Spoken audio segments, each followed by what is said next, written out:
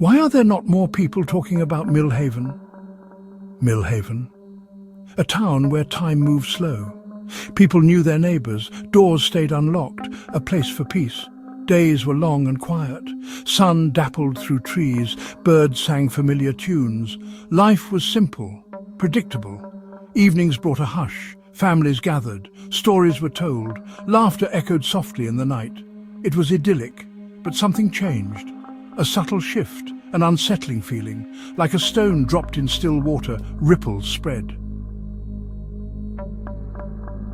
It started small, a misplaced word. A whisper in the dark that seemed out of place, a look that lingered too long, filled with an unspoken question, eyes that seemed to see more than they should, a fleeting moment of wrongness, easily dismissed, yet it left a mark. A sense of unease that lingered. Old Mrs. Hathaway swore her husband was back. She'd seen him in the garden tending to the roses, heard his voice clear as day calling her name, but he'd been gone a year. Grief, they said, just her mind playing tricks. They said it was the grief talking, a heartbroken widow's wishful thinking, but she knew what she heard. Then the Henderson boy vanished, disappeared without a trace, last seen with his father heading home. But Mr. Henderson was away on business. Confusion grew. How could he have been with his son? Mr. Henderson had an alibi. He was miles away, yet witnesses swore they saw him. The town was baffled. Sarah, the librarian, saw her reflection flicker.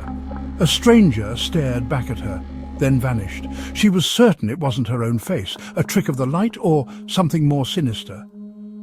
Doubt crept in. The shadows in the mirror seemed to hold secrets, whispering truths that no one wanted to hear.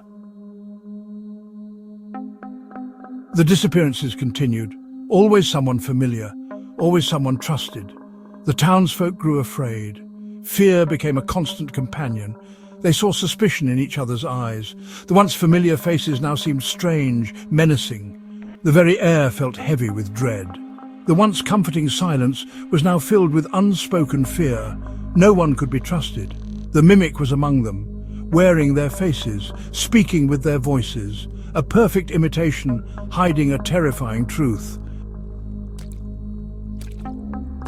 Rumours spread like wildfire, whispers of a shapeshifter, a creature that could become anyone, anything. Paranoia tightened its grip. The townsfolk barricaded themselves indoors, afraid to answer a knock, terrified to look out the window. The town held its breath. Sleep became a distant memory. Every creak of the floorboard, every rustle of leaves outside the window sent shivers down their spines.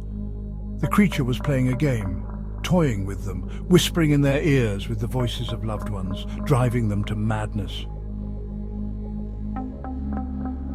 Days turned into weeks, and weeks into months. The passage of time felt both swift and agonizingly slow. The town was a ghost of its former self. Empty streets, boarded-up windows. The silence was deafening, a stark contrast to the once bustling community. Those who remained lived in a state of perpetual fear.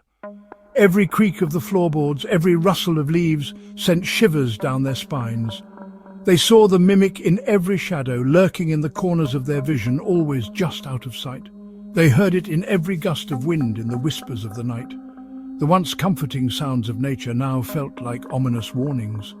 The line between reality and nightmare blurred, dreams and waking moments intertwined, creating a constant state of unease. Was it their loved ones standing at the door, or a sinister entity wearing their skin? The uncertainty gnawed at their sanity. The creature's presence was felt everywhere, an invisible force that dictated their every move.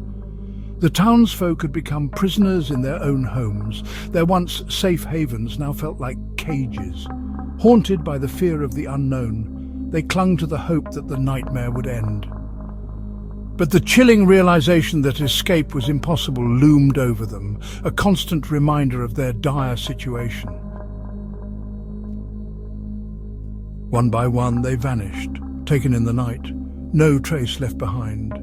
It was as if they had been swallowed by the darkness itself, leaving nothing but an eerie silence in their wake, except for the echoing silence and the growing fear. The townsfolk whispered among themselves, their voices trembling with dread. They knew something was out there, lurking, waiting. The mimic was growing bolder. its imitations more precise, its game more sinister. It no longer just copied their movements, it began to anticipate them, to play with their minds. It revelled in their terror. The more frightened they became, the more it seemed to thrive. It was as if their fear was its sustenance, its very reason for being. Then, one moonless night, a message appeared. It was not just any message, but one that seemed to be written with a purpose, a taunt, scrawled on the wall in a familiar hand. The handwriting was unmistakable, belonging to one of the vanished. "Don't you see? This is fun," it read. The words were chilling, mocking their fear, their helplessness. The message sent chills down their spines. It was a cruel reminder that the mimic was always watching, always one step ahead. The mimic wasn't just content with imitating. It wanted to become them, to take over their lives, their identities. It enjoyed the chaos, the fear, the game itself. But why? What drove it to such lengths? The answer remained elusive, hidden in the shadows, just like the mimic itself. The mimic's game is far from over. Will you be its next target? And stay vigilant and remember, it could be anyone. Subscribe for more chilling tales and keep your eyes open. You never know who or what might be watching.